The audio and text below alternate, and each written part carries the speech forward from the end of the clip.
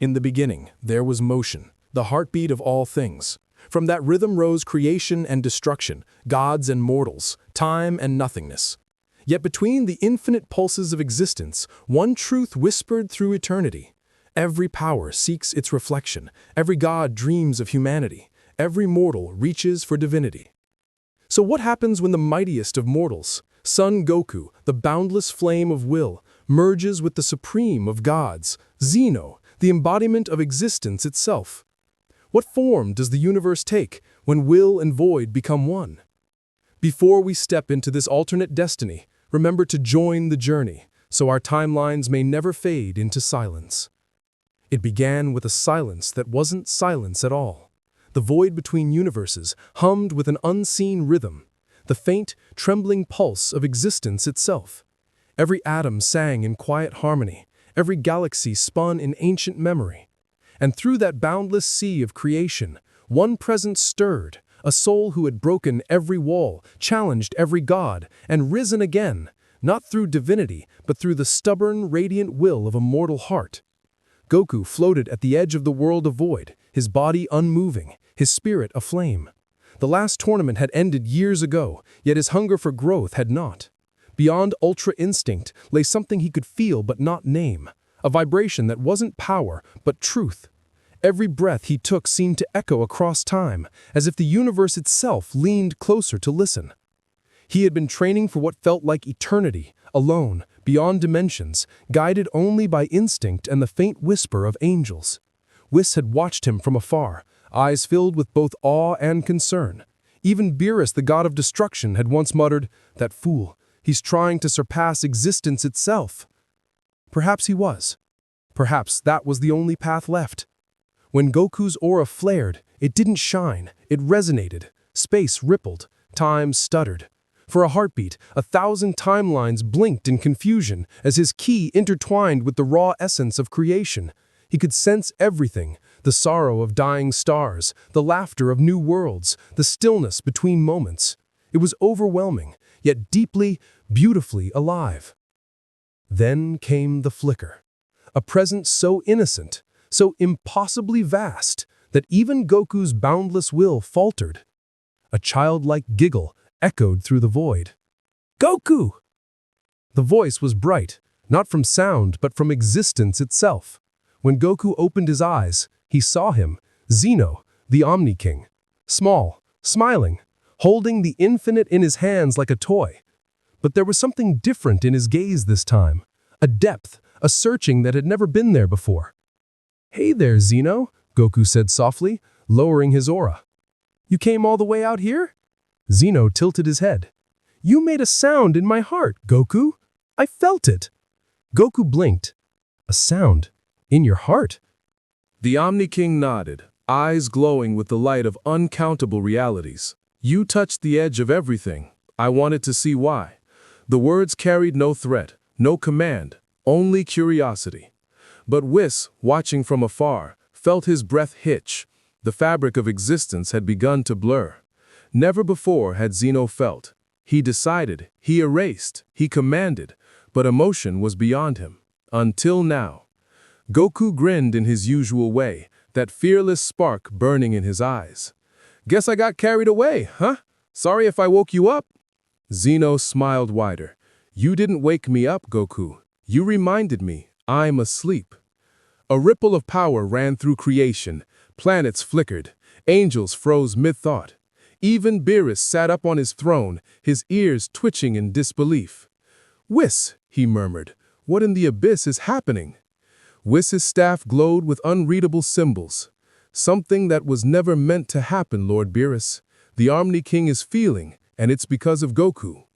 Far in the void, the Saiyan tilted his head, not understanding the depth of what he'd done. He only knew one thing: Zeno's voice sounded lonely. And loneliness was something Goku could never ignore. "Hey," he said, floating closer. "If you're awake now, wanna spar?"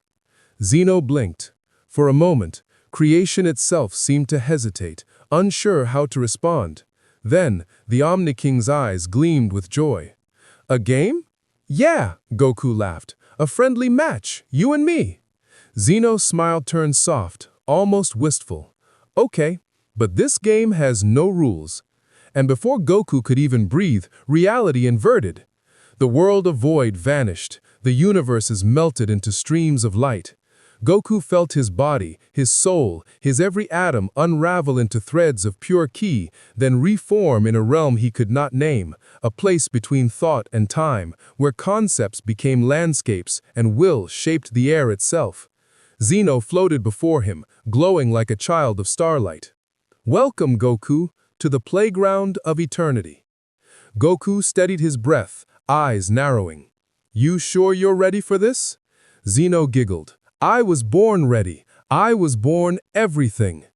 Their energies collided, not as explosions, but as symphonies. The clash of ki and creation birthed colors beyond mortal sight. Mountains of memory rose and fell. Oceans of possibility churned beneath them. Each strike Goku made rippled through existence, shattering and rebuilding galaxies in a heartbeat. Zeno countered not with fists, but with reality itself, bending the laws of gravity, turning time into fluid light, dissolving matter into whispers of thought. But something strange began to happen. For the first time, Zeno hesitated. When Goku's blow grazed his cheek, a blow that shouldn't have mattered, the Omni King blinked, touched his face, and smiled. That hurt, he said, softly. Goku froze mid-motion. Sorry, I didn't mean... No, Zeno interrupted. It's wonderful. He laughed again, and creation trembled. Pain, joy, connection. Feeling Zeno had never known now poured through him like golden fire. Goku's mortal ki had reached something the divine could never touch. Whis whispered into the still air of his domain. He's doing the impossible. He's teaching the Omni King what it means to be alive. And as the two forces clashed again, God and man, eternity and will, something ancient stirred at the edge of reality, a pulse deeper than time, a rhythm that belonged to neither of them, yet called to both. The tremor of infinity. It was not power. It was not fear. It was awakening. And in that trembling space, where mortal and divine collided, the universe itself began to dream. The dream unfolded in colors the cosmos had never seen. Stars warped like reflections in liquid glass. Worlds blinked in and out of being.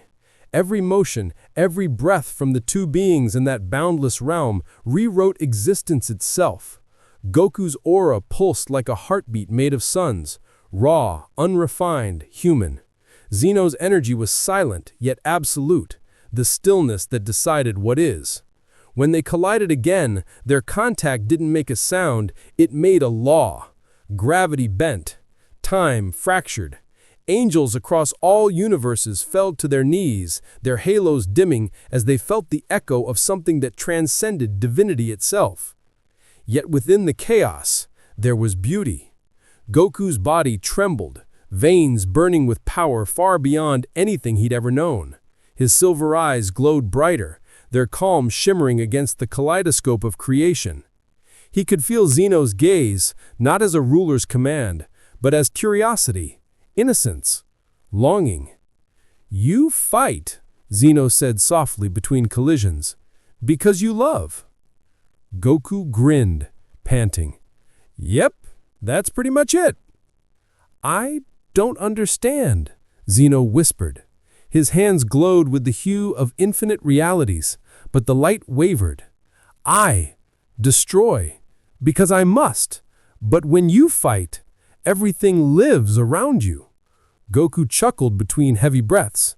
Guess that's just how Saiyans are. We grow when we fight, not to destroy, but to become more. Zeno floated closer. The realm around them began to stabilize, the storm of existence quieting into a soft hum.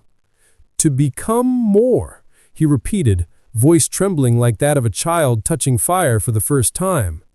Then, why do I feel less? The question pierced deeper than any strike. For the first time in eternity, Zeno's form flickered, his colors dimmed.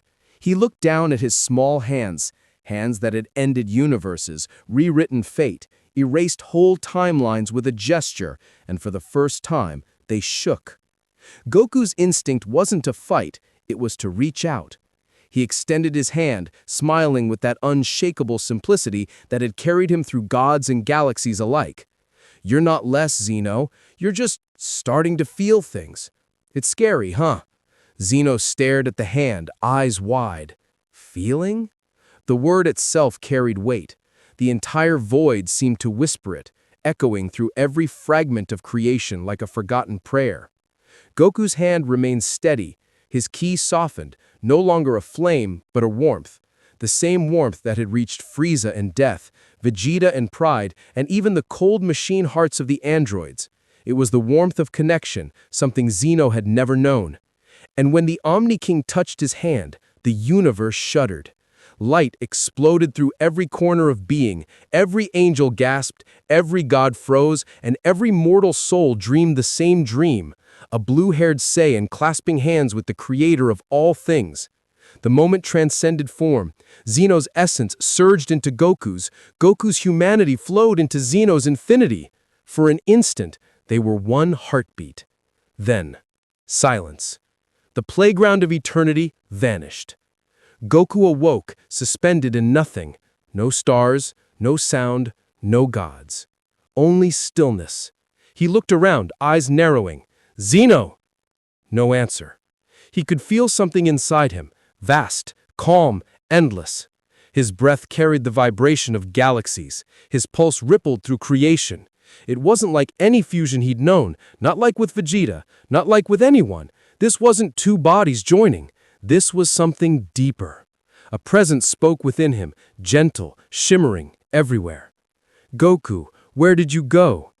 "I'm right here," Goku whispered, though his voice echoed across eternity. "Zeno, is that you?" "Yes, but also no."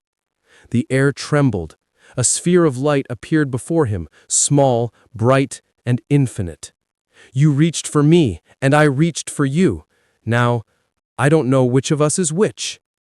Goku's eyes widened. "You mean we fused?" A quiet laugh rippled through the void.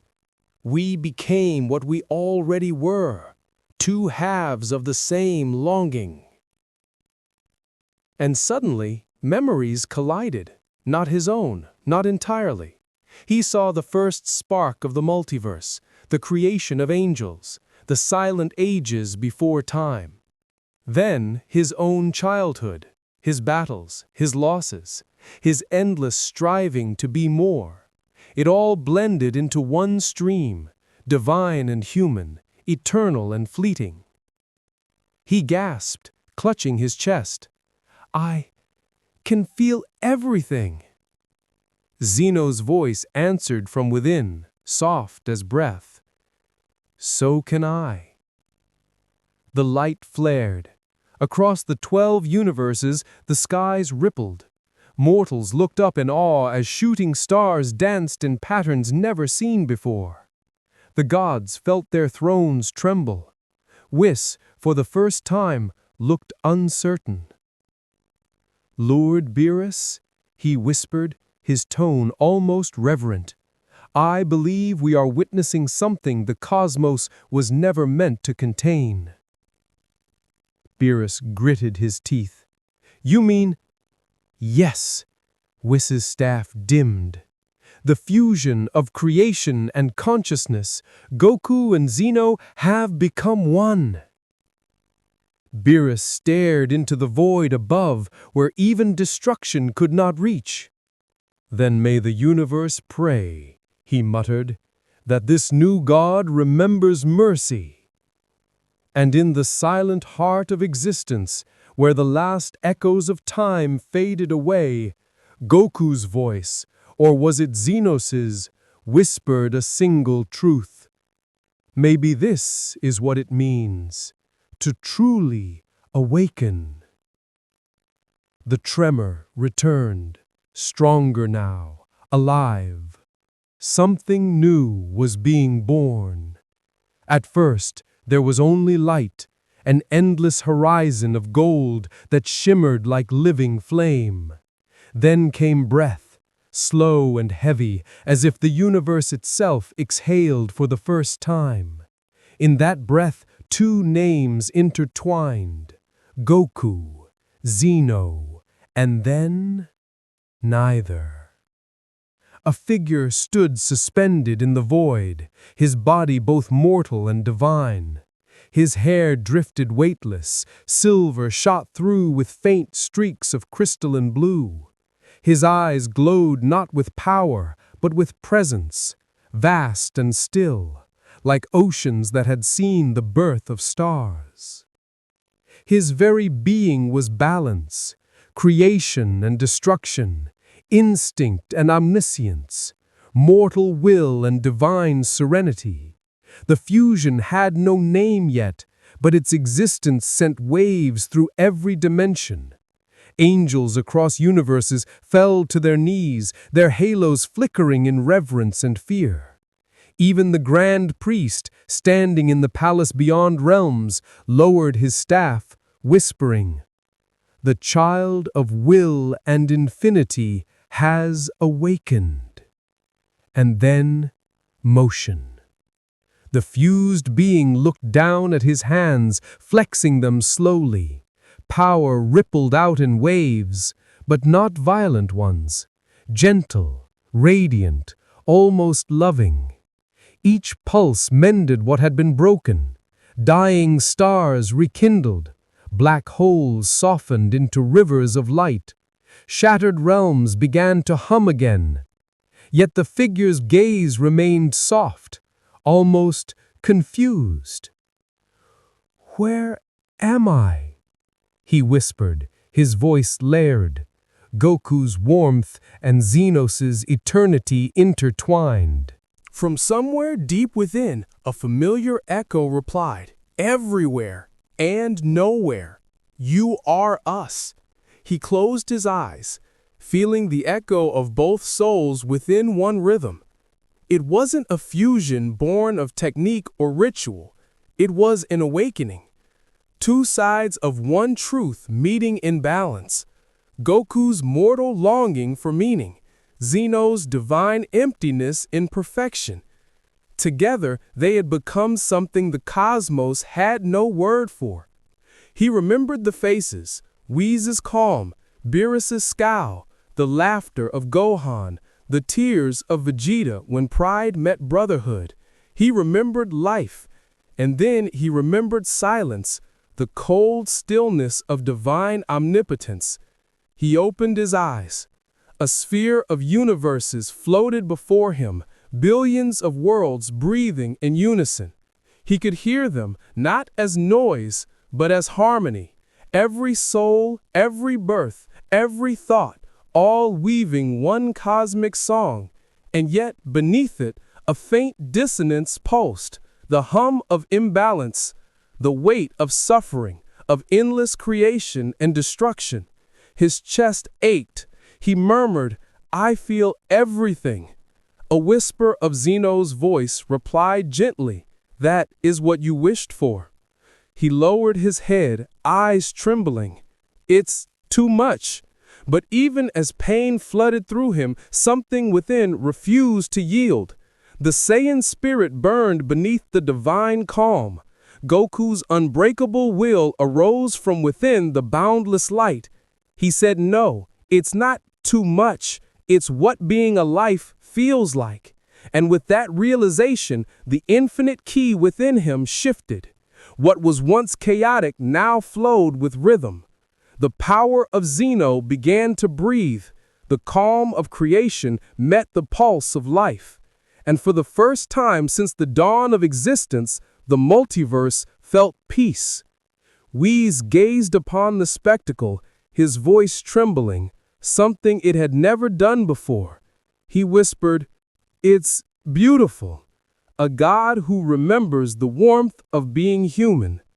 Beerus crossed his arms, though his eyes softened. Let's just hope he doesn't sneeze and erase reality. The grand priest, standing above all, closed his eyes. He said softly, "No, he will not erase, he will choose."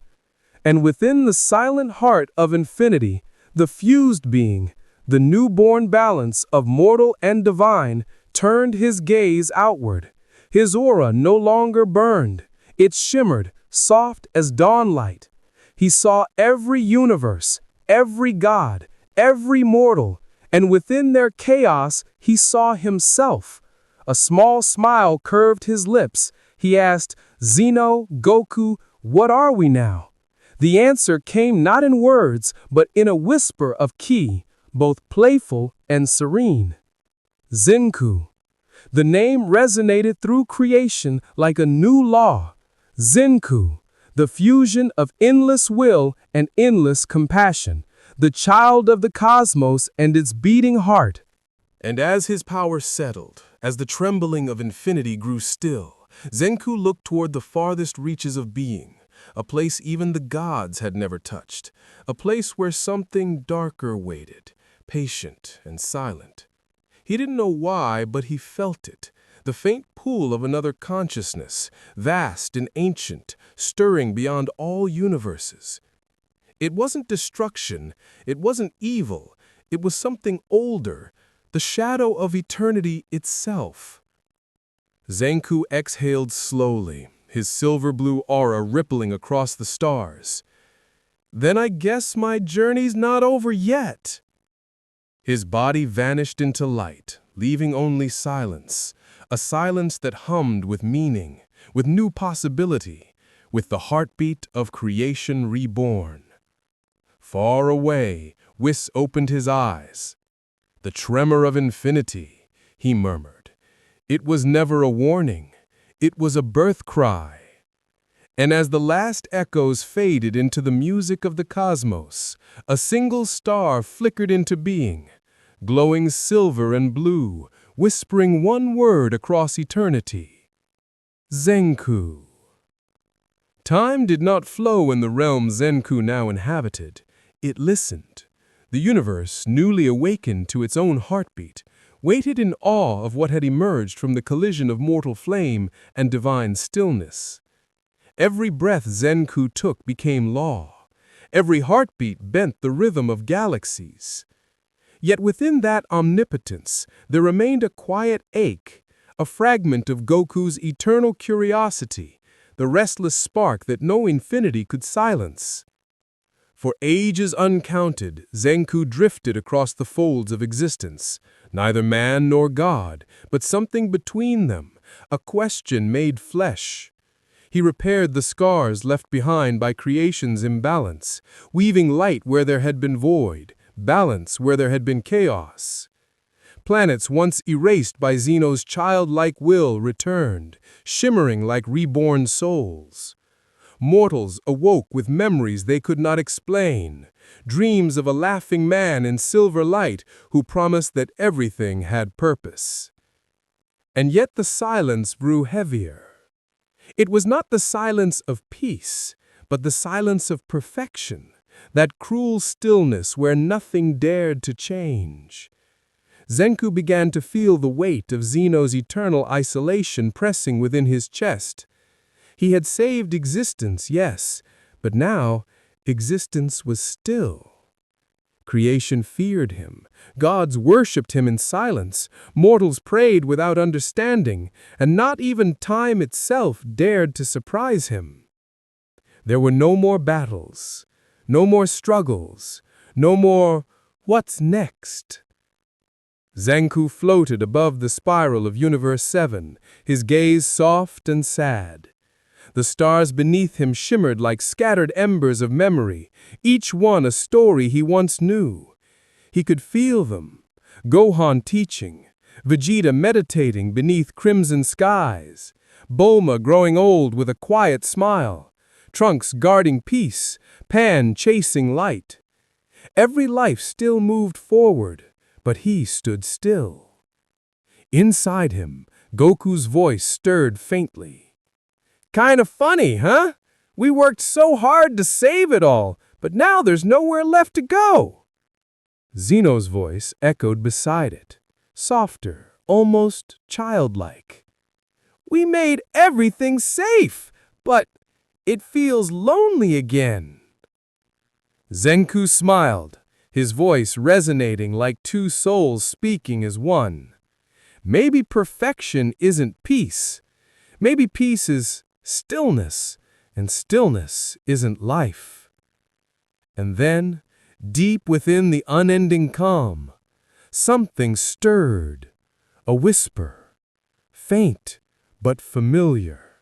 It came not from a god, not from an angel, but from the space between existence, that fragile membrane that holds all realities apart.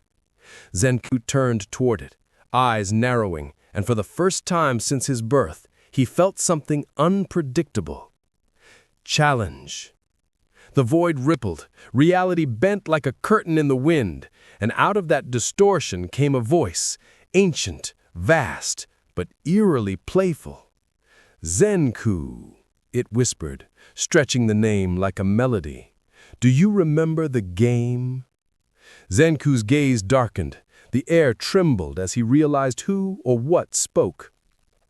The game of power, he murmured. The tournament, the stage where gods toyed with fate. The voice laughed, deep and hollow. That was just a shadow of the real game. The game of eternity never ended. It only waited for someone worthy to play. Zenku raised his hand, the cosmos stilled, listening. Who are you?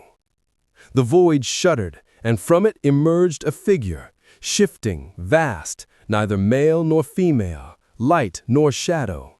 It was concept made form, the will of the multiverse itself, the collective echo of all creation that had ever existed. I am the balance you defied. I am the silence you broke when you fused mortal and divine.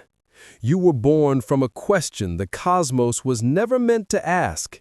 Can infinity evolve? Zenku floated closer, calm but fierce. I didn't defy balance. I became it. Then prove it, the entity whispered. If you are truly beyond gods, beyond fate, then face me, not as creator, not as destroyer, but as existence itself. Zenku's aura flickered, silver merging with gold. You want a fight. Not a fight, the voice murmured. A test. The game of eternity. Every heartbeat, every choice will decide not victory, but truth. He could feel Goku's pulse within him, alive and eager. Heh, you sound a lot like Whis when he's trying to sound mysterious. Zeno's whisper followed, soft and glowing. Games are fun. Zenku smiled, though there was sorrow behind it. All right, one last game. At that moment, reality folded inward. The galaxies twisted into spirals of color. Time reversed and collided with itself. Zenku was pulled through a corridor of pure energy, a storm of memory and light, until he emerged onto a vast expanse unlike anything he had ever seen. A colossal arena, floating in the center of nothingness. The floor was made of shifting constellations, each step resonating like a heartbeat. The air shimmered with the glow of creation itself, endless, beautiful, dangerous. And across the arena stood the entity, its form ever-changing, its eyes glowing with galaxies. Welcome, Zenku. The rules are simple. There are none. Win, and the multiverse will evolve into something greater. Lose, and existence will rest again in silence. Zenku cracked his neck, his aura flaring like a sunrise. Then let's make it a good one. As he spoke, his ki surged, the ground beneath him fracturing into spirals of light. The entity responded, its energy cascading outward like a wave of infinite reflection. Stars collided, time screamed, and the first blow between God and concept shattered the meaning of reality itself. In that collision, Zenku saw flashes, faces, memories, fragments of lives still burning. Every strike carried the weight of all that ever lived, every defense the love of all that ever hoped. The battle wasn't destruction, it was expression. For in every clash, the universe asked itself the question that had created Zenku. What does it mean to exist? The game had begun. The first clash between Zenku and the will of the multiverse did not echo. It breathed. Light bent, shadow folded, and the endless space between stars rippled like water struck by a single drop.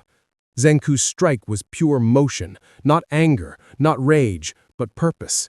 The entity countered not with violence, but with balance, turning the impact back upon itself, dissolving force into stillness. Every collision birthed a universe, every retreat collapsed one. It was not a battle of destruction, it was creation caught in conversation with itself. The stars trembled as Zenku's silver-blue aura flared, his voice resonating through the boundless expanse. If you are the balance of all, then why challenge me? Why test what you already are? The entity's form shifted, now resembling an ocean of faces, each one reflecting lives across time. Because even balance must question itself. You broke the pattern, Zenku. You showed existence that it could change, and now everything, even I, must decide what that means. Zenku narrowed his eyes. Then let's find out together. His body blurred. In an instant, he vanished, reappearing behind the entity, his fist charged with pure instinct. The strike landed not on flesh, but on concept. The will of the multiverse shuddered, its form rippling into chaos, color bleeding into darkness. Reality itself seemed to forget how to hold shape. The entity laughed, its voice both near and distant. Even your punches rewrite me. You are not fighting me, Zenku. You are changing me. Zenku's aura pulsed, sweat glistening on his divine skin. Then I'll keep punching until I understand why. He moved again, faster than light, faster than thought. Each blow cracked open new visions, a desert where Goku once fell beneath Vegeta's wrath, a Namekian sky painted in Frieza's terror, the Cell games, the clash with Jiren, every memory of battle flickering like echoes within him. The entity's voice swelled, overlapping itself 1,000-fold. You think in struggle lies truth, but struggle is imperfection. Struggle is pain.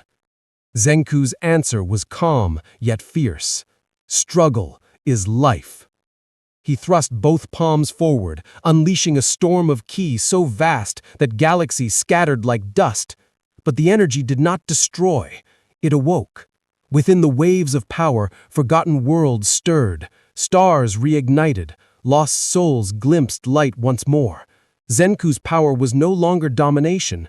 It was creation, born from empathy. The entity staggered, its once perfect balance flickering with cracks of doubt. Why do you fight like this? You could end me. You could become the new law. Zenku's silver-blue eyes glowed brighter, his voice echoing with Zeno's purity and Goku's warmth. Because a law without choice is the same as nothingness. You think perfection means peace. But peace isn't the end, it's a moment between breaths.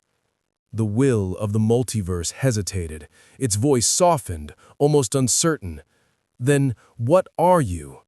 Zenku floated forward, his aura now calm, almost luminous.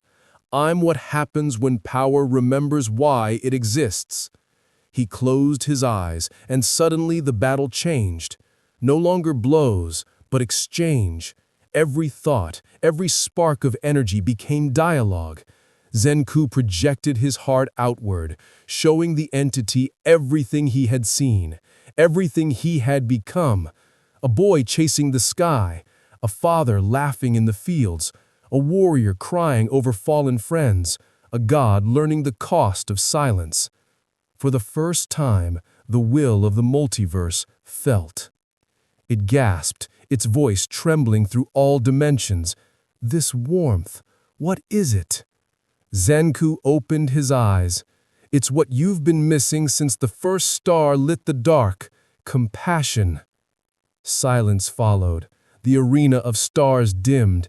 Even time seemed to pause to listen. The entity whispered, "And if I learn compassion, what becomes of balance?" Zenku smiled gently, stepping forward until his hand touched the being's infinite light. And with that, their energies intertwined. The blinding collision of divine ki and cosmic essence erupted like the dawn of a new universe. Yet this time, there was no destruction, only merging. The will's form softened, its chaotic brilliance becoming harmonious. Through the fusion of thought, Zenku could see deeper, past the universes, past existence itself. There was something beneath even this power, something ancient, waiting. He whispered, half to himself, half to the cosmos. Then this game wasn't about victory. No, the will replied, its voice now quiet, almost tender. It was about remembrance. You've reminded existence what it means to feel. Zenku's aura dimmed, peace spreading across his form. Then the game of eternity is over? The will's voice trembled with what might have been awe. No, Zenku, it has only begun. For as long as hearts beat, divine or mortal, the game will continue. Then, like mist in the morning, the will dissolved, becoming light that poured into Zenku's chest. The stars brightened, and across the universes, life surged anew. Children laughed without reason. Gods felt humility. Angels dreamed. Zenku looked around, sensing everything, understanding nothing, and that made him smile. He turned toward the farthest horizon, where even the stars dared not shine. A faint pulse called to him from that direction, quiet, vast, and familiar. Inside him, Goku's voice spoke. Hey, that energy, doesn't it feel like someone's waiting? Zeno's whisper followed, small and curious. Someone older than us. Zenku gazed into the abyss, eyes glowing softly. Then maybe it's time we meet whoever's been watching all this time. He took a step forward, and the cosmos itself shifted to follow. The game had changed. It was no longer between gods and creation. It was between existence and what lay beyond. The abyss stretched before him like a wound in creation, silent, infinite, and alive. Zenku drifted toward it, guided not by sight but by instinct, as though the entire multiverse had condensed into the pulse within his chest. Every step sent ripples through reality, bending the constellations like blades of grass beneath his presence. Yet with each movement forward, the light behind him dimmed. The stars grew cold, the air grew thin, and the heartbeat of existence began to slow. This was no longer space, it was before space, the hollow that existed before time dared to begin. Zenku paused, feeling his divine aura flicker. Even his boundless energy found no reflection here. The void did not resist him. It simply ignored him. Then came the voice. It was not loud. It was not kind. It was truth. So, the child of infinity arrives. The tone resonated like ancient wind over dead stars. Zenku turned, his silver blue eyes piercing the dark. The figure that emerged was unlike any he had seen. Tall, draped in nothingness, its body made of shifting galaxies collapsing in on themselves. Its eyes were endless circles of white, filled with the memory of every creation that had ever perished. Zenku's aura brightened slightly, a steady, peaceful flame.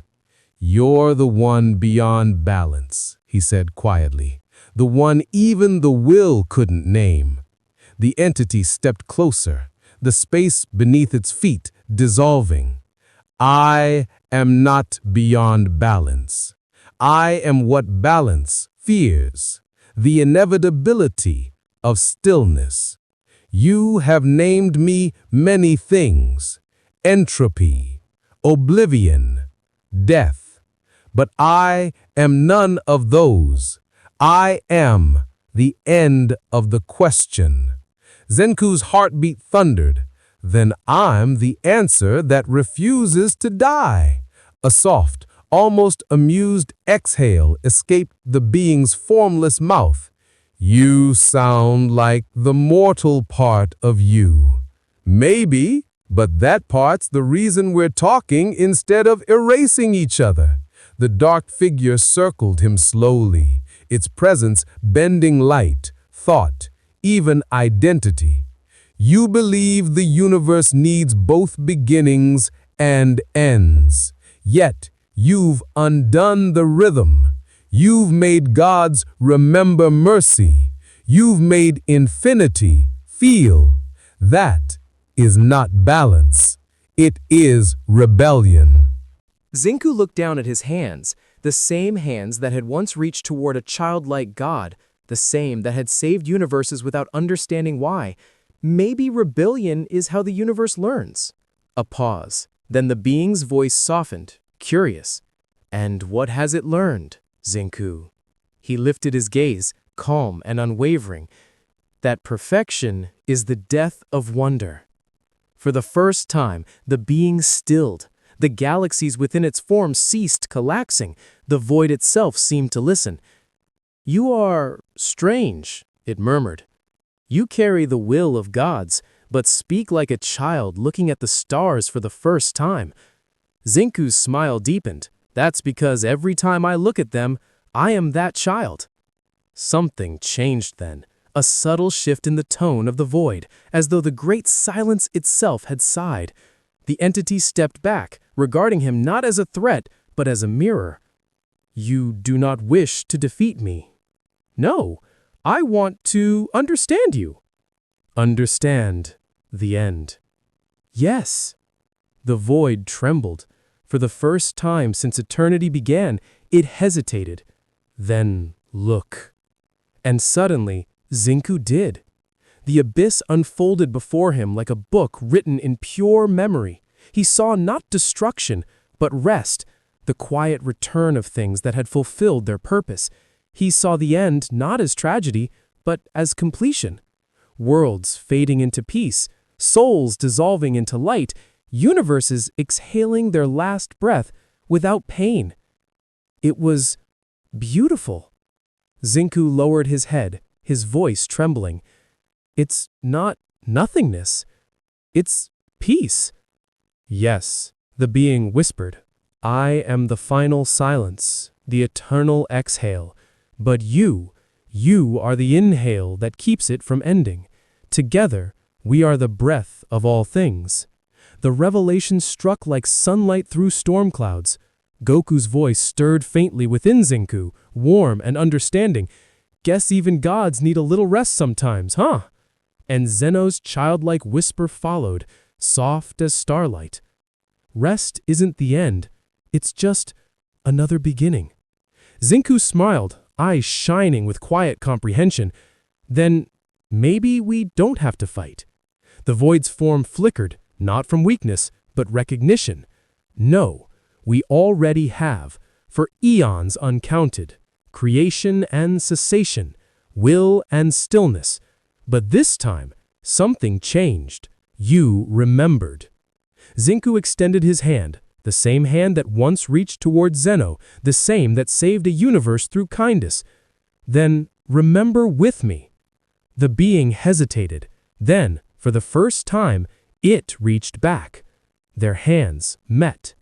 Light burst forth, not blinding, not violent, but gentle. The collision of infinity and void became balance incarnate.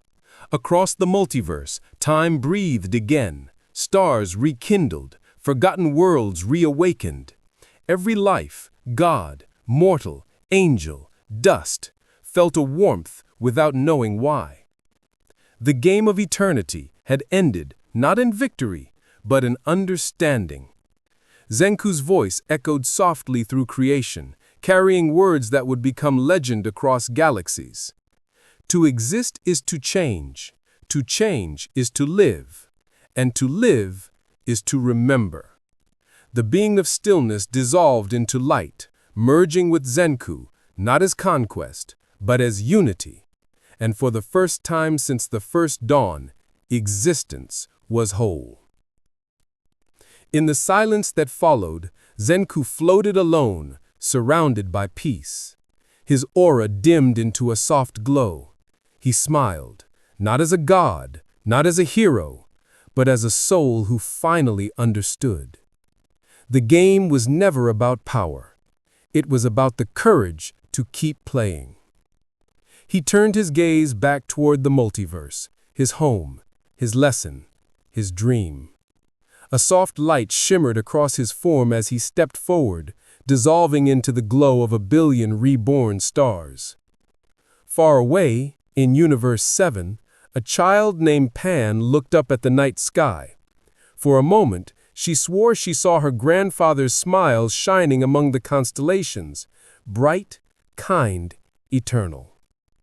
The stars pulsed once, gently, like a heartbeat. And then all was still. The universe slept, but Zenku did not. Though peace now flowed through all realms, a quiet vibration lingered beneath creation, faint but alive, like the aftershock of a dream too deep to fade. Zenku drifted through the new calm, his form half light, half memory.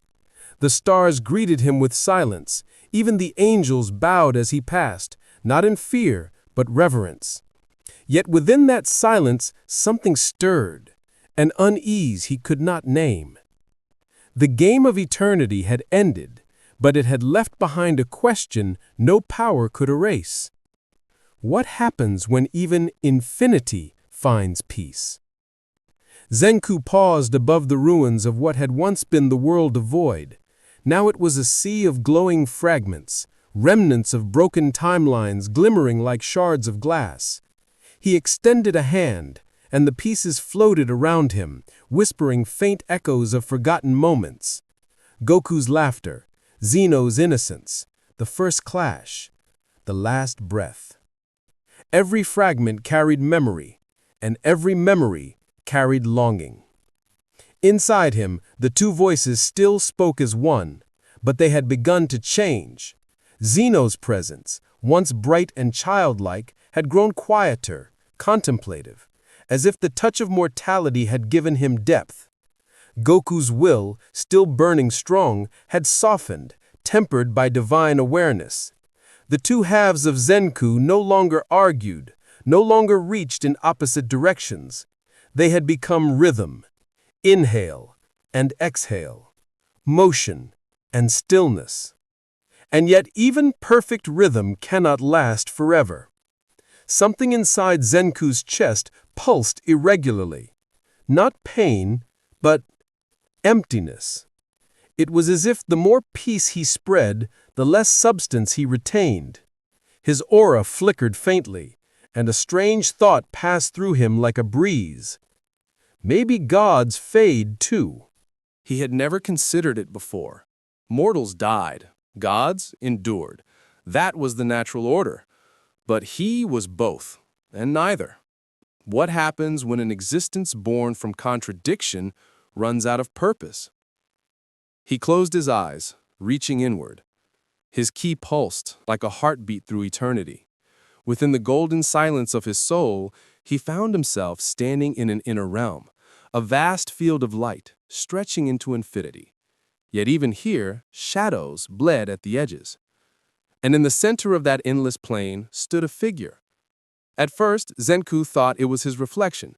Same silver hair, same calm eyes, but there was something different.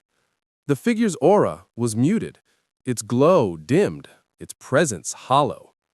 When it spoke, its voice was Goku's warmth without Zeno's divinity. "You finally came," it said. Zenku stepped closer. "Who are you?" The figure smiled faintly. "I'm what's left of you when the fighting stops." For a long moment, Zenku said nothing. The truth unfolded inside him slowly, like dawn breaking across endless night. This was not an enemy, not an illusion. It was the residue of his own will, the fragment of purpose that had driven him for countless ages, the need to strive. and it was fading. "You've brought balance," the echo said softly. "The universes are whole. The void is calm. There's nothing left to save, nothing left to fight. So tell me, Zenku, what's a warrior without war?" Zenku felt the question pierce deeper than any blade. He wanted to answer, but the words caught in his throat. Because he didn't know. All his life, and the lives before it, he had chased strength not for conquest, but for meaning. The struggle had always defined him. Yet now, standing as the embodiment of creation itself, there was no next step, no opponent, no goal. He sank to one knee, pressing his hand to the ground of his own soul. "Then maybe it's time I stop." The echo tilted its head. "Stop being? Stop reaching." The words fell heavy in the infinite air. Around him, the light dimmed. The stars of his inner world flickered, one by one. But then, from somewhere deeper, came laughter. Not cruel, not mocking. Pure and free. Zenku turned sharply, and from behind the fading echo emerged another figure, smaller, bright, glowing like a child of light. It was Zeno's essence, radiant and playful once more, yet carrying a new calmness in his eyes. "Don't you see?" Zenku smiled. "Stopping isn't peace. It's forgetting. You're not meant to rest. You're meant to become." Zenku frowned, his voice trembling. "Become what?" Zeno's eyes softened. "What comes after gods?" The words struck him like thunder and still water. The ground beneath him rippled. The air trembled. "What comes after gods?" Zenku repeated. Zeno floated closer, touching Zenku's chest where the flicker of emptiness pulsed. "You feel this, don't you? That hole. It's not death. It's the universe asking a new question through you." Zenku looked down. "Then what's the question?" Zeno smiled, a sadness hidden behind the innocence. "What happens when existence learns how to love itself?" For a moment, Zenku couldn't breathe. The words weren't prophecy. They were revelation. His fusion, his battles, his balance, all of it had led to this. Not power, not victory, not preservation, but understanding. The game of eternity had awakened compassion. The meeting with the void had awakened humility. Now, in the silence beyond both, came the final lesson. Love not as connection between souls, but as the very pulse of creation. And yet, to embrace that, he would have to surrender everything. The faint echo, his warrior's spirit, looked at him one last time. "You can't keep both. To evolve, you must let go of the struggle." Zenku's hands trembled. To release struggle was to release Goku. To embrace love was to embrace Zeno. Could both truly exist in harmony, or must one dissolve into the other? For the first time since his birth, Zenku felt fear. But beneath it, he also felt something else. Choice. He rose slowly, eyes bright, a faint smile curving his lips. Then let's see what happens when the heart of a fighter learns how to love. As he spoke, his inner world began to tremble, light swirling into spirals, shadow collapsing inward. The two figures, his warrior and his god, stepped forward together, each reaching for his hands, and as their palms met, light consumed everything. The stars outside flared in response. Across all universes, time paused as if holding its breath. The angels turned their gaze skyward. Beerus stirred from his long slumber, his golden eyes widening. "Whis," he said quietly, "do you feel that?" Whis nodded, his staff trembling with radiant energy. "Yes, my lord, it seems Zenku's heart has opened."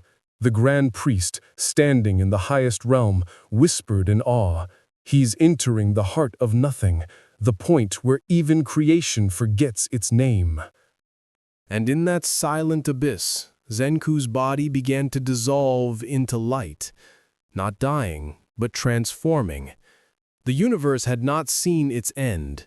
It was about to witness its next beginning. There was no light, no sound, no form. Zenku floated within the absence, weightless, thoughtless, yet deeply, painfully aware. The glow that had once surrounded him had receded, leaving only the pulse of something quieter, something not made of ki, not divine, not mortal. It was simply being. He had crossed beyond creation, beyond the reach of angels, gods, even the laws that gave him shape. Here the universe did not expand or contract. It merely was. The place where even the concept of existence rested, the still heart beneath everything, the heart of nothing.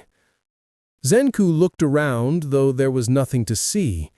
He felt the echo of his own breath, the rhythm of something both infinite and fragile. Each inhale birthed a thought, each exhale erased it. It was beautiful, terrifying, serene, and utterly alone. At first he thought he had reached the end, but then a voice spoke, not from outside, but from within. "Do you see it now?" It was his own, yet older, gentler, filled with a calm that felt ancient. Zenku closed his eyes. "See what?" "The truth you've been chasing. Through every battle, every transformation, every godhood." A faint shimmer appeared before him, like the outline of a reflection forming on invisible water. Slowly it took shape, another Zenku, identical in form but softer, radiant not with power but with presence. The reflection smiled. "You fought to become more, but you never asked what more meant." Zenku stared at it. It meant evolving, breaking limits, protecting what matters. The reflection tilted its head, as if listening to his words echo into themselves. "And yet you stand here, beyond evolution, beyond limit. There is nothing left to fight. So tell me, Zenku, what do you protect now?" Zenku hesitated, the words caught in his chest. "Everything," he said softly. "All of it. Life, meaning." "Then why protect it?" the reflection asked gently. "Because it's precious." "Why?" "Because it is. Because it's beautiful." The reflection smiled wider. "That is love." The words struck him deeper than any truth had ever before. He had spoken them without realizing their meaning, and in that realization, something within him cracked open. Love. Not the love of one for another, not affection, not devotion, but love as awareness, the recognition of beauty in simply being. Zenku's knees weakened. He fell slowly, resting upon the invisible ground that wasn't ground at all. So that's it. That's the truth? That everything we fight for, every power, every transformation, was just trying to remember love. The reflection nodded. It is not something you reach, it's what you were made from. Every spark of ki, every heartbeat in the cosmos, all of it is love remembering itself through motion. Zenku bowed his head, his voice trembling. Then why does it hurt? Because you still think you are separate from it. The reflection extended a hand, its glow gentle. You are not Goku, you are not ZENO, you are not God or man or light. You are the awareness through which all of those exist. You are the mirror, Zenku, and love is what looks back. The silence that followed was not emptiness, but fullness beyond words. Zenku's heart felt heavy and infinite all at once. He realized then that this was not the absence of self, it was the remembering of everything as self. He whispered, voice breaking, then all of it, the pain, the fights, the losses, it was never for power. No, the reflection said, kneeling before him, it was for understanding. You sought to become limitless, and now you see limitlessness was never strength, it was surrender. Zenku looked up, tears of light drifting from his eyes. To what? To yourself. And with that, the reflection placed a glowing hand upon his chest. A warmth spread through Zenku, not like fire, not like energy. It was familiar, ancient, like the memory of a sunrise long forgotten. He felt Goku's laughter, Zeno's innocent joy, the cries of every soul that had ever lived, the gentle hum of a star before it died. It was all one heartbeat. His heartbeat. The void around him shimmered faintly, colors slowly emerging from the black, faint at first, like ink bleeding into water. Gold, blue, crimson, the hues of existence returned to him as if by gravity. The reflection smiled, its light growing brighter. You have found the heart of nothing, but what you've truly found is the silence before love speaks. Zenku reached forward, his fingers trembling. And if love speaks, what does it say? The reflection's light began to dissolve, merging into him, whispering as it faded. It says, I am. Zenku's breath caught. He felt it, not as a thought, but as truth. The entire cosmos vibrating with the same word. I am. I am. I am. He rose slowly, his body reforming from light. His aura returned, but it was no longer silver blue. It was translucent, ethereal, shifting with the colors of every universe. His eyes glowed softly, not in power, but in peace. He looked around the space once more. The nothingness had changed. It was alive, breathing, shimmering, radiant. The heart of nothing had become the heart of all. Zenku smiled faintly. Then maybe this is what it means, to win. But even as he spoke, he sensed it, a faint tremor, distant, yet familiar, not threatening, not cruel, but calling. The universe needed him again, not to fight, not to rule, but to teach. Zenku turned toward the pulse, eyes warm with understanding. All right, he whispered, let's see what lesson comes next. And as he stepped forward, the void opened, revealing a bridge of light leading back into existence. He walked slowly, each step leaving behind a ripple of color, like footprints across eternity. Behind him, the voice of the reflection, now one with him, whispered a final truth, carried through the stillness. When the heart of nothing learns to love, the universe learns to feel again. Zenku smiled. Then let's make it feel. And with that, he ascended, back toward the waking worlds, his presence carrying the quiet warmth of everything he had become. The bridge of light stretched endlessly ahead, a pathway woven from every moment Zenku had ever lived, each step a memory, each shimmer a heartbeat. As he walked, the darkness around him melted into color. Time returned, cautiously at first, like a dawn unsure if it should rise. He was no longer simply returning to the universe, he was becoming it. Every star that flickered back into existence pulsed in rhythm with his heart. Every gust of cosmic wind whispered his name, but not as worship, as kinship.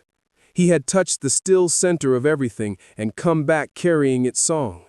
When he emerged from the heart of nothing, the multiverse was waiting. 1,000 realms glowed faintly, their gods and angels frozen in silence. The Grand Priest's eyes trembled with awe. He's crossed it. He's walked through the end and returned. Beerus stood upon the edge of his own realm, arms folded, though his voice carried an emotion no one had heard from him before. Reverence. Whis, tell me that's not another transformation. Whis smiled faintly. No, my lord. That's enlightenment. And there he was, Zenku, descending through the heavens like a quiet dawn. His form glowed with hues no mortal sight could name, shifting between silver, violet, gold, and blue. The air around him shimmered with warmth, not pressure. His power was not something to fear, it was something to feel. Every being across existence felt it, mortals, gods, even the smallest dust of life in forgotten corners of space. A calm that touched the very core of being. Suffering quieted, hatred stilled. For the first time in all timelines, creation itself felt what it had always sought but never named: contentment. Zenku's feet touched the edge of the world of the Kais, and the planet bloomed beneath him, flowers unfolding, rivers brightening with liquid light. Even the sky seemed to sigh. The Supreme Kai bowed, trembling. Lord Zenku, what have you become? Zenku looked around, his smile soft and human. Nothing. The Kai blinked. Nothing. Zenku nodded. Nothing and everything. The same thing, really. Behind him, Whis approached, his staff lowering. You've done what no being has done before, Zenku. You found the silence behind existence itself. But tell me, his tone grew curious. What lies there? Zenku's gaze lifted toward the infinite sky. Not peace, not power, just love, the kind that doesn't need a reason, the kind that is. Beerus snorted, though there was no malice in his tone. Sounds boring. Zenku chuckled. You'd be surprised, Lord Beerus. Love fights too. It's just a different kind of battle. Whis tilted his head, smiling knowingly. Then perhaps this new battle of yours, it isn't about saving universes, is it? Zenku shook his head. No. It's about reminding them why they're worth saving in the first place. The Grand Priest appeared then, his staff glowing with celestial brilliance. He bowed lower than he had ever bowed to any being, even Zeno himself. You've transcended hierarchy, Zenku. The angels, the destroyers, the Kais, all follow the rhythm of creation. But you've stepped beyond it. What do you intend to do now? Zenku's eyes softened. Live. The word echoed through the multiverse like a whisper of wind through ancient trees. It wasn't grand, it wasn't divine, but it carried weight greater than any cosmic decree. Live, the Grand Priest repeated, as if testing its sound. Zenku smiled. Yes, to live. To walk among the things I once watched from above. To eat, laugh, rest, teach. To see how love feels when it has weight and breath again. Beerus blinked. You mean be mortal? Zenku said, not mortal, glancing toward the horizon where Universe 7 shimmered faintly. Just alive. For a long moment, no one spoke. Then, Whis's eyes twinkled with something between mischief and wonder. And if the balance shifts again? If chaos returns? Zenku looked down at his hands, small now, almost human again. His aura pulsed softly, warm, kind. Then I'll remember what it felt like to stand in the heart of nothing, and I'll remind the universe that even chaos is just love wearing a different face. He raised his hand gently, and a single spark of light drifted upward, a piece of his own essence, bright as a newborn star. It floated across the heavens, splitting into countless fragments that scattered through all realities. Seeds, he said quietly. Seeds? asked Beerus. Zenku nodded. Pieces of remembrance. Every world will have one. Every soul, no matter how small, will carry a spark that reminds them they are loved by the universe they live in. Whis smiled. A beautiful gift. Zenku turned, his gaze distant. No. A responsibility. And with that, he began to walk, slowly, quietly, toward the mortal universe he once called home. Each step faded his divine light a little more until only his smile remained. Whis bowed his head. So ends the story of Zenku. But Beerus, watching him disappear into the blue horizon, shook his head. No, Whis, that's not an ending. That's the first time the damn fool finally began. And across all creation, every heart stirred, every wind carried warmth, every flame danced in rhythm with an unseen breath. The multiverse itself exhaled, softly, freely, like a being newly awake. Far below, in a small house surrounded by green fields, a young boy pointed at the night sky. "Mom, the stars look like they're smiling." And somewhere deep within that infinite glow, Zenku, the fusion of man and God, love and silence, smiled back. "The heart of nothing," he whispered, "beats for everything." The wind answered him in kind. Before light, before time, before gods and angels whispered the first words of creation, there was rhythm, a pulse that neither began nor ended, the heartbeat of what would one day be called existence. And within that rhythm, something new began to hum. Not power, not destiny, but awareness. That hum was Zenku. His birth was not a moment, but a movement, the slow unfurling of two truths that had never met before, the infinite curiosity of a mortal and the serene stillness of a god, will and silence colliding not in battle, but in surrender. When Goku and Zeno merged, the cosmos didn't explode, it remembered. Stars pulsed brighter, the angels felt tears they didn't understand, the fabric of existence shivered as if it had finally realized it was alive. For eons afterward, beings would ask, how could a mortal fuse with the Omni King? But they would never truly grasp it, because it wasn't power that fused them, it was wonder.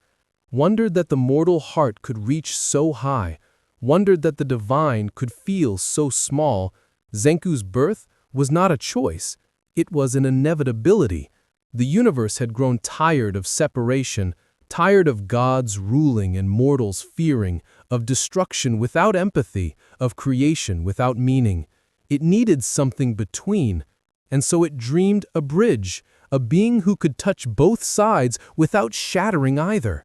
That dream took form in light. Zenku awoke, floating in a golden sea, the source field, a place even Zeno had never entered. He felt the warmth of creation's first breath flow through him. His body glowed faintly, his aura pulsing like a heartbeat. Yet it was not made of ki or divine essence, it was made of connection. He looked down at his hands, not human, not godly, but something fluid, shaped by intent. When he flexed them, the space around him responded like water to touch. Every motion sang, every thought rippled outward into the cosmos. He could feel everything, the laughter of mortals, the despair of forgotten worlds, the silent dreams of unborn stars. It wasn't overwhelming, it was intimate. Each sensation felt like a thread in the same tapestry. He whispered, his voice echoing through eternity. So this is what it means to be both. And the cosmos answered, not in words, but in light. He closed his eyes, and for a moment he was no longer Goku, nor Zeno, nor anything between. He was existence, watching itself breathe. Yet even in that serenity, he felt a question forming in his heart, a whisper of the mortal he once was. What now? It was such a simple thought, yet it made the heavens tremble, because what now was the question that had driven evolution, invention, and rebellion since the dawn of time. Zenku smiled softly. I guess some things never change. That thought made him laugh, a sound that rippled through all universes, making gods pause mid-prayer and mortals feel sudden joy without knowing why. But beneath that laughter lay something deeper, an instinct that refused to die, Goku's yearning, Zeno's curiosity. Together, they ignited a new purpose, not to rule, not to destroy, not even to protect, but to understand. Zenku turned his gaze toward the vast expanse beyond the source field, 12 universes glowing like lanterns in the dark, each one unique, each one imperfect, each one alive because of its flaws.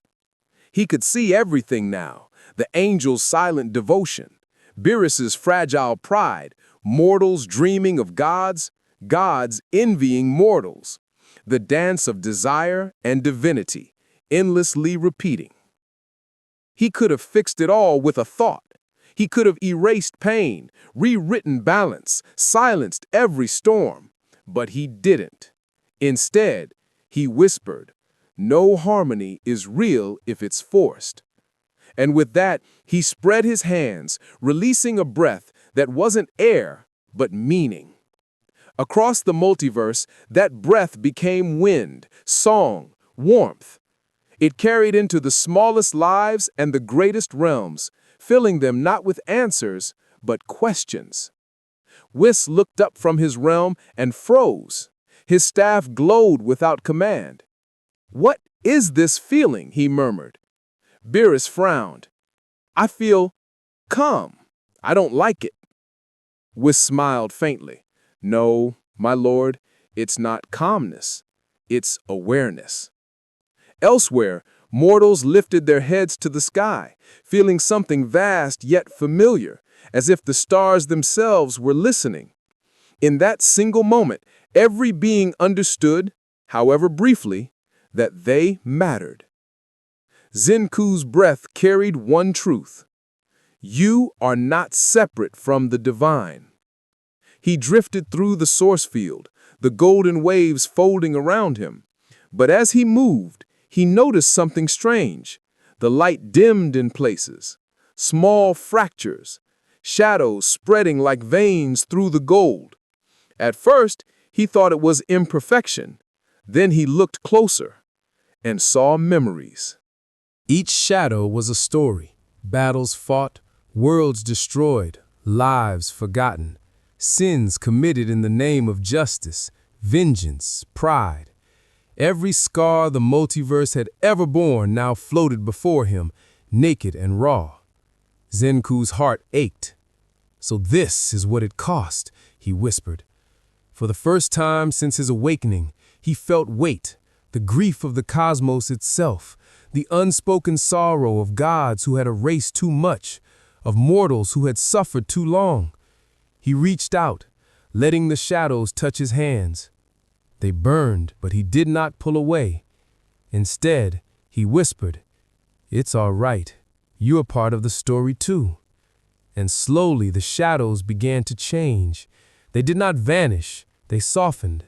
Light seeped through them like dawn through fog, revealing colors hidden within the darkness. Pain became memory, memory became understanding, understanding became peace. Zenku realized then that his purpose wasn't to cleanse creation, it was to accept it. The source field pulsed in response, as if exhaling relief. And from that pulse, he heard the faintest voice, ancient, distant, familiar. "Zenku." He turned, eyes widening. The voice didn't come from the source field, it came from beyond it, a place even the gods of destruction could not reach. It was the voice of the origin, and it whispered again, this time clearer, resonating through every atom of his being. "You have balanced love and power. Now come, child of will and silence, and learn what was before both." Zenku's pulse quickened. Even for one who had transcended existence, this was beyond comprehension. Before love, before power. The air shivered. The source field opened before him, revealing a crack in the golden horizon, thin and endless, filled with colorless light. Zenku hesitated. Within that fissure he could feel it, a force beyond even divinity, something pure, vast, untouched by creation or destruction. He smiled faintly. Guess there's always a next level. And with a calm breath, he stepped forward into the light that existed before light. There was no up or down within the fissure, only expansion. Zenku's form stretched like thought through eternity. Every color he had ever seen dissolved into brilliance beyond light, beyond the visible, beyond the known. At first, it was silence. Then came the pulse. It beat not as sound, but as remembrance. Every vibration was a truth long forgotten, resonating through his being. He felt it in the marrow of existence, the heartbeat of the origin. He floated, weightless, eyes closed, listening. The pulse spoke not in words, but in feeling. And in those feelings, Zenku saw visions unfold like dreams. Before angels, there was motion. Before gods, there was witness. Before witness, there was love. And before love, there was the unspoken, a presence so vast and simple that it required no name. It was, and in being, it created the potential for everything that would one day be. Zenku whispered, his voice trembling, "So this is you, the first breath." The pulse deepened, surrounding him. Then, a voice, vast and quiet, filled the nothingness. "No, Zenku, this is you." The light folded, revealing a form, not physical, but endless. It shimmered like a million reflections of Zenku himself, each one representing a version of him that could have been. Goku, who never met Whis; Zeno, who never learned loneliness. Infinite selves, scattered through infinite timelines. They all stared at him, smiling, crying, living, dying. "You were never born from fusion," the origin whispered. "You were remembered.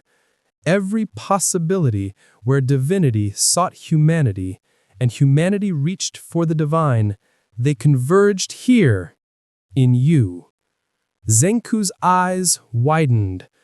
Then Goku and Zeno were not creators of you. They were vessels, the hands through which the universe sculpted its next question. Zenku's heart trembled. He had thought his existence was an accident, a fusion born of friendship, compassion, and cosmic whim. But now he saw it was design, through emotion, not logic. "Then what am I supposed to do?" he asked softly. The reflections stepped closer, their voices harmonizing into one celestial tone. "To be the moment that understands itself." Zenku frowned. Understand itself? Creation creates to see what it looks like. You are that gaze. He struggled to comprehend it, his mind oscillating between awe and disorientation.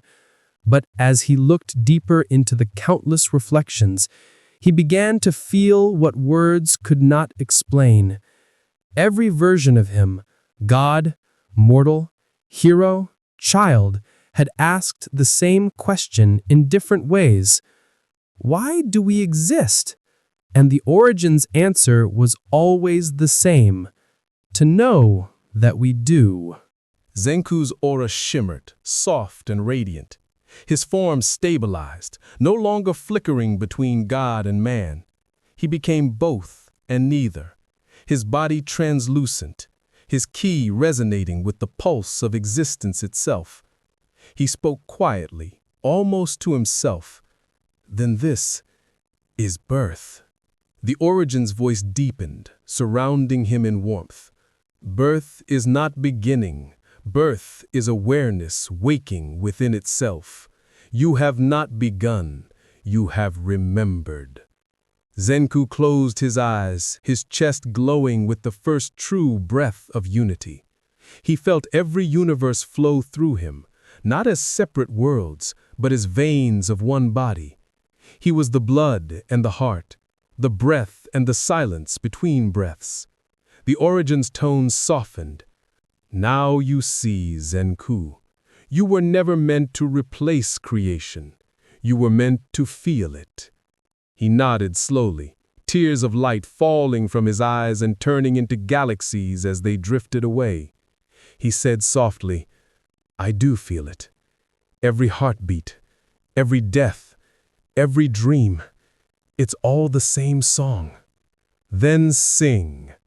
Zenku inhaled. The void around him vibrated as his breath became tone, a hum of pure resonance. The hum spread through the fissure, igniting colorless light into rainbows, shaping energy into forms, weaving silence into sound. The origin spoke once more within him. The first voice returns to itself. And as Zenku's song filled the nothingness, the void responded. Light and shadow danced in unison. The fissure expanded, not outward, but inward, revealing an infinite spiral of universes nested within each other like reflections in a mirror. At their center, Zenku. He saw everything, from the smallest insect's heartbeat to the death of a god, from the laughter of children to the end of galaxies, and in all of it, one truth pulsed clear as breath. There is no beginning or end, only the moment remembering itself through you. Zenku opened his eyes. His aura no longer glowed in colors. It shimmered like clear glass, transparent and boundless. Through it, every hue of the cosmos passed freely. He smiled faintly. Then, I'm not the next god. I'm just the next breath. And with that, the fissure began to close. The light dimmed. The origin's voice faded, leaving behind only a whisper. When you return, they will not understand, but they will feel. That will be enough. Zenku bowed his head. Thank you for letting me remember. You did not need permission. And then the light vanished, folding back into itself like a wave returning to the sea. Zenku stood alone, floating once more within the quiet of creation, but this time, silence felt different. It was not empty, it was alive. He turned toward the multiverse below, his eyes soft with understanding. Then it's time. And as he began his descent, his words echoed through the fading light. The birth of Zenku was never an event, it was an awakening. He descended like dawn returning to a sleeping world, soft, golden, patient. The fissure behind him sealed into silence, as if the cosmos itself was taking a breath after an eternity of holding it in. As Zenku approached the threshold of creation, the multiverse stirred awake. Across the 12 realms, angels turned their gaze upward. Gods felt their power waver, not in fear, but in humility. Mortal hearts, scattered like stars, began to hum in quiet rhythm without knowing why. He had been gone for what felt like an age, yet to time, it was only an instant. The first to notice his return was Whis. He looked toward the horizon of space and smiled faintly, though his eyes trembled with awe. So, he whispered, the child of balance returns as something the cosmos can finally understand. Beerus stood beside him, arms folded, tail flicking uneasily. You talk like he's some kind of god. Whis' smile deepened. No, my lord, he's the reason gods exist. Zenku stood onto the edge of Universe 7, his feet touching nothing and everything at once. His body was smaller now, not towering, not blinding. His aura, once radiant silver, now shimmered like starlight on calm water. The divine pulse that once thundered through creation was now as gentle as a heartbeat. Even his voice, when it came, felt human again. "It's beautiful," he said softly. "The noise, the chaos, the imperfections, I missed it all." Beerus scowled, though his tone softened. "If you're here to start another cosmic reform, don't. I finally got a nap schedule that works." Zenku chuckled quietly. "No reforms, no rules, just reminders." Whis tilted his head. "Reminders?" Zenku looked out at the endless stars. That every life, no matter how small, is the universe learning what it means to love itself. That's all creation ever wanted, to feel. He lifted his hand, and from his palm, light poured forth, not blinding, not divine, but warm. The light drifted outward, scattering like dust across every corner of every realm. Mortals dreaming in distant worlds, stirred with visions of peace they couldn't explain. Angels felt their purpose shift from guidance to compassion. Even the destroyers, those born to end, felt tears well without knowing why. Each being, from god to ant, felt a whisper in their soul. "You are not forgotten." The Grand Priest appeared beside Whis, silent for a long moment. His normally unreadable face softened, and for the first time in countless millennia, he bowed his head. "The energy he carries, it's not divine nor mortal. It's the breath between them." Whis nodded. "The first breath, the origin's memory reborn." Zenku turned toward them, smiling. "Don't bow, please. If I am anything now, it's because I'm part of you, of everything." The Grand Priest's eyes shimmered. "Then what will you do, Zenku? You have no throne, no task, no destiny left to fulfill." Zenku looked out toward the worlds below, his expression calm and childlike. "I'll walk among them. I'll eat their food, hear their stories, laugh, maybe even lose again." Beerus snorted. "You? Lose?" Zenku grinned. "Losing's how you remember what you're fighting for." For a moment, even Beerus smiled.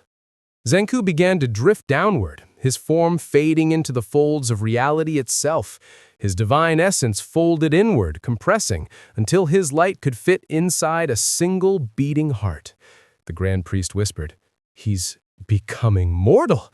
Whis closed his eyes, his voice soft as prayer. "No, he's becoming real."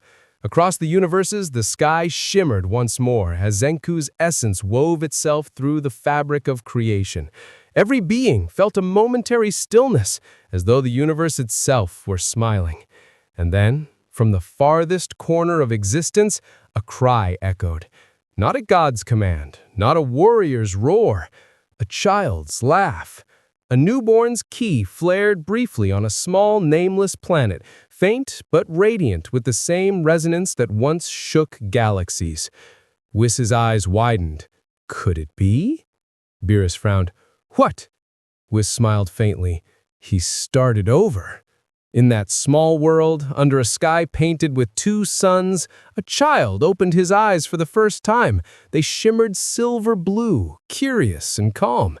The villagers who found him named him Chiron, light born of silence. He grew strong not through training, but through kindness. He laughed often, fought rarely, and whenever he gazed at the stars, the night seemed to glow brighter, as if the heavens were proud. Sometimes, in his sleep, he would dream of a gentle voice whispering from beyond time. "Remember, the universe breathes through you." And as he dreamed, galaxies turned, the angels sang, the void slept peacefully for the first time, because Zenku, the fusion of mortal will and divine love, had not vanished. He had simply remembered how to live. The child of infinity had become the heartbeat of everything, and the stars, watching in silence, whispered his name as the ages rolled on. Zenku. The wind carried the scent of spring across the hills of a quiet world, a world untouched by gods, unknown to angels, and forgotten by time itself. Beneath its twin suns, the grass rippled like emerald fire, whispering secrets of an existence reborn.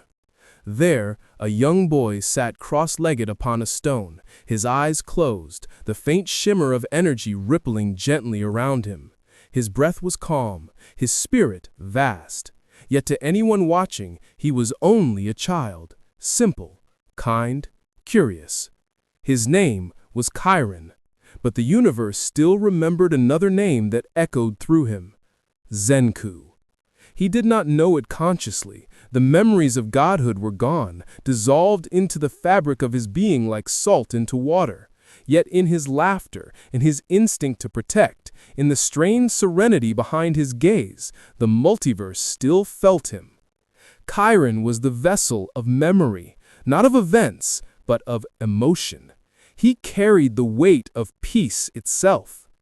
Every night, when the stars rose, he would look upward and feel something stirred deep within his chest, a warmth, a faint ache, as if the sky were an old friend whispering secrets in a language he once knew. Sometimes he would whisper back, "I'm listening," and the stars would pulse, ever so slightly, as though answering him. Centuries passed beyond his small world, and with them the multiverse began to change. The 12 universes grew quieter, not stagnant, but aware. The gods of destruction no longer ruled with fear. Angels no longer serve as mere guides. Mortals, touched by faint sparks of Zenku's remembrance, began to awaken. Some described it as intuition. Some called it conscience. Others simply called it the voice that feels like home. In truth, it was Zenku's legacy, the seeds of awareness that he had released into creation before becoming human. They sprouted slowly in the hearts of warriors, poets, and dreamers. They did not grant power, but perspective. Even Beerus, once the embodiment of destruction, found himself gazing at the stars with strange peace. "It's infuriating," he muttered one evening. "Every time I think of blowing up a planet, I hear that idiot's laugh." Whis smiled gently beside him. "Perhaps that's the point, my lord, to make you pause long enough to see the beauty before you erase it." The Grand Priest, watching over all, began to notice the pattern as well. Conflict still existed. Creation required it. But something had shifted. The balance no longer came from control, but from understanding. And in the still places between universes, the old void that had once been silent now pulsed softly, like a resting heart. Zenku's heart. On his small planet, Chiron grew. His hair turned black like starlit silk, his eyes remained that strange blue-silver, and his smile carried a calm that made others trust him instantly. He trained not to fight, but to feel. His ki flowed naturally, not as a weapon, but as breath. The villagers often gathered to watch him meditate beneath the twin suns. When storms came, he calmed them with a word. When children cried, his presence soothed them like the warmth of dawn. None knew why, only that being near him made the world seem lighter. One evening, as the sky turned gold, Chiron sat alone by a river that shimmered like liquid glass. He watched the water flow and murmured to himself, "Everything moves, even when it looks still." The current whispered in reply, soft, playful, alive. He smiled faintly. "So you're listening, too." The wind brushed through his hair as though in answer. And then from somewhere deep within his mind, a faint voice, ancient, gentle, and familiar, spoke. "You are remembering." Chiron froze. The voice wasn't external. It came from within the rhythm of his heartbeat. "Who are you?" "The part of you that never forgot." The air shimmered. The river seemed to still. For a heartbeat, the entire world listened. "The multiverse breathes through you, Chiron. You are not its ruler or savior. You are its reflection, and it is time you remembered the song." Images flooded his mind, vast skies, blazing stars, a silver-haired being standing before infinity itself. He saw angels bowing, gods trembling, and the void itself smiling. He didn't understand it all, but he felt it. Tears welled in his eyes. That was me? That is you. But you were not meant to return to godhood. You are meant to teach the gods how to be human. The words burned softly in his chest. He placed his hand over his heart, trembling. Then what am I supposed to do? Live. And when they come to find you, remind them what they've forgotten. The voice faded, but the warmth remained. The stars above pulsed once more, brighter this time. Chiron exhaled, feeling a strange peace. Live. Right. I can do that. Far away, in the divine palace beyond realms, Whis' staff trembled, a faint signature, soft, radiant, unmistakable, rippled across the upper plains. Whis' eyes widened. He's awake. Be restrained. Who? Whis smiled faintly. You already know who, my lord. The destroyer's gaze darkened, with emotion he would never admit. That fool. He actually came back. Whis' tone softened. Not as a god, but as something purer. The grand priest appeared behind them, his expression unreadable, yet filled with a quiet reverence. The echo of Zenku has stirred again. Shall we intervene? Whis shook his head slowly. No, we must not disturb this new rhythm. The universe has its own way of remembering what it loves. And so they watched as the echo of infinity learned once more how to laugh, how to stumble, how to feel hunger and warmth and fear, how to be human, and through him, how to teach even gods what it means to live without control. On the small world beneath twin suns, Chiron raised his gaze to the stars. He did not yet know that the entire cosmos was watching him, waiting, reverent, hopeful. He only knew one thing for certain. The river sang differently now. The air shimmered with meaning. The world itself breathed in rhythm with his heart.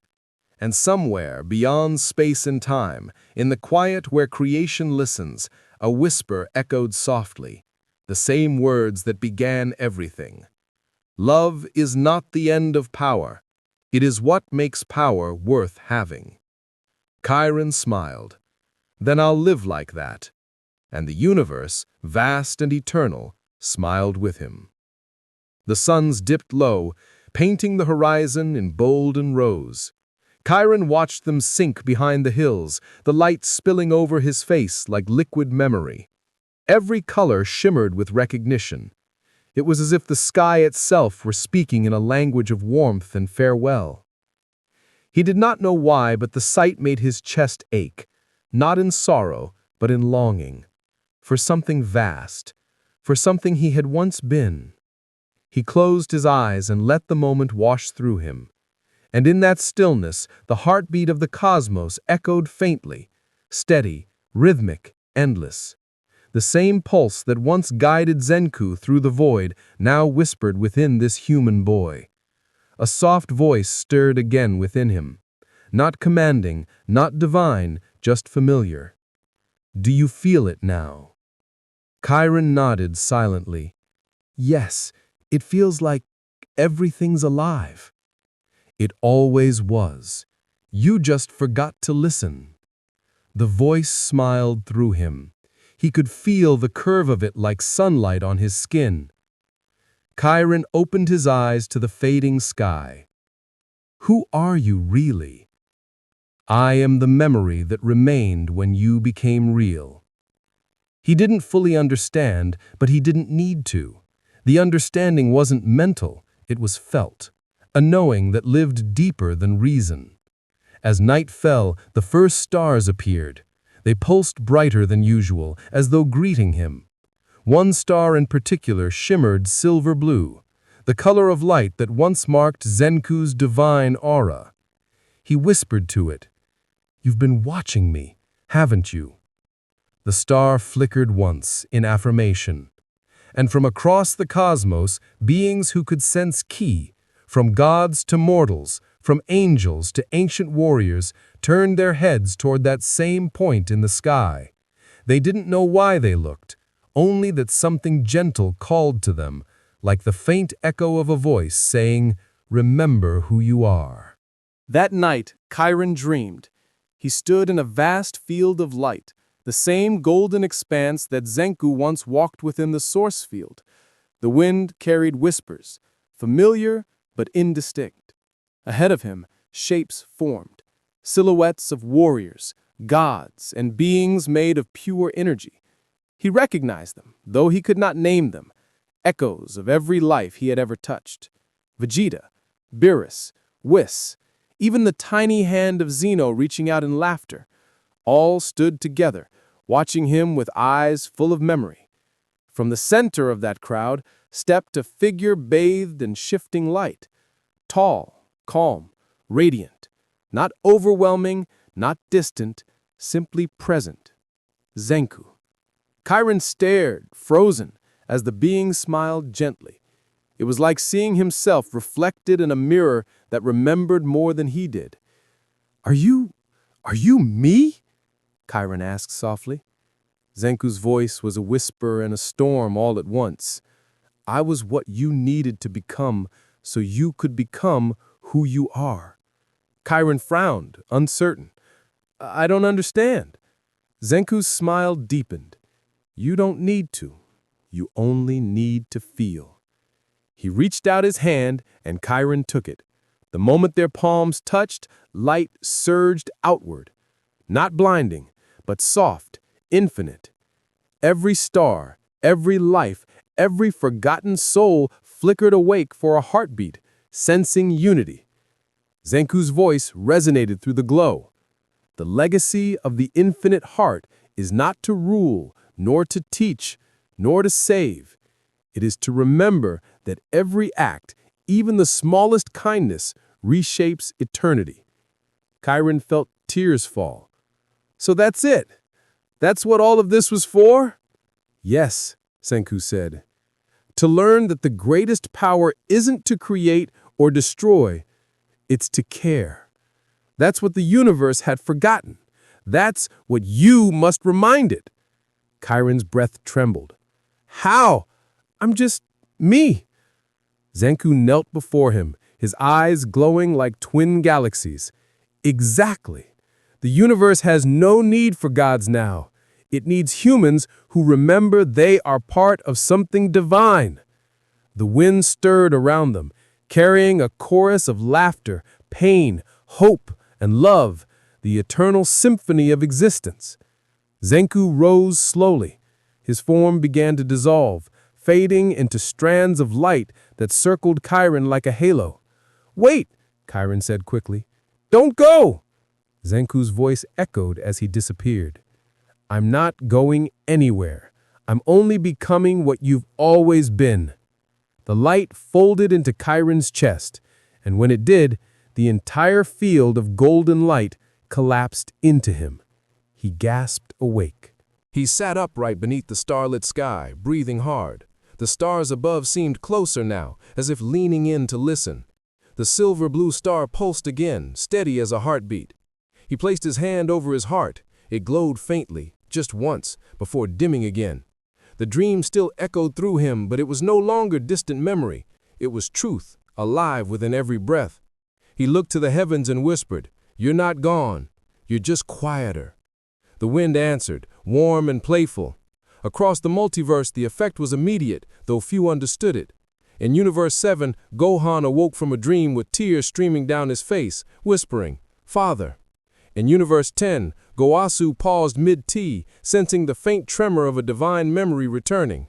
In Universe 1, angels felt the ripple of something familiar yet ineffable, as though their halos had pulsed in recognition. And deep within the void, where once all had been still, a faint pulse shimmered, the same pulse Zenku had left behind, not as a god's echo, but as a reminder. that the divine was never lost. It had simply fallen asleep inside the living. Chiron stood upon the edge of his small world, the sun's now gone, leaving the heavens ablaze with stars. He felt the pulse of all life beneath his feet, one breath, shared through countless forms. He smiled. I remember now. The night air stirred gently, and the voice that once guided gods whispered its final truth. Then live well, Zenku. Chiron's eyes softened, his voice quiet. I will. And as dawn began to rise, the first light of morning reflected in his eyes, the same light that once burned at the center of creation. Morning unfurled gently across the small planet, its twin suns rising like eyes awakening from a long and tender dream. The light fell over the hills and rivers, turning every blade of grass into a living shimmer. It was a morning like any other, yet beneath its stillness, all of existence trembled in quiet reverence. For in that dawn, the universe had remembered itself. Chiron, the child who had once been Zenku, and before that GOKU and ZENO, stood on a cliff overlooking the horizon. The wind tugged softly at his hair, and for a fleeting instant, time itself seemed to pause as if listening to his heartbeat. He took a deep breath, and the air responded in kind. Each inhalation carried the breath of galaxies. Each exhalation released stars from the silence of possibility. He smiled. So this is what it feels like to be whole. Behind him, the villagers stirred. They had come to trust this strange boy who spoke with rivers and listened to mountains. They didn't see him as divine, only kind. And perhaps that was the truest form of godhood the universe had ever known. A little girl ran up the hill toward him, clutching a handmade pendant of stone. Chiron, you forgot this. He turned, kneeling to meet her gaze. Thank you, he said softly, accepting it with both hands as though it were the most precious relic in all creation.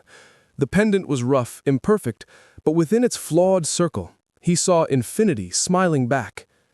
She tilted her head. You always look at the sky. What are you looking for? Chiron smiled faintly. Not looking, little one. Listening. She frowned. To what? He looked back at the twin suns, eyes glinting with ancient warmth. To everything.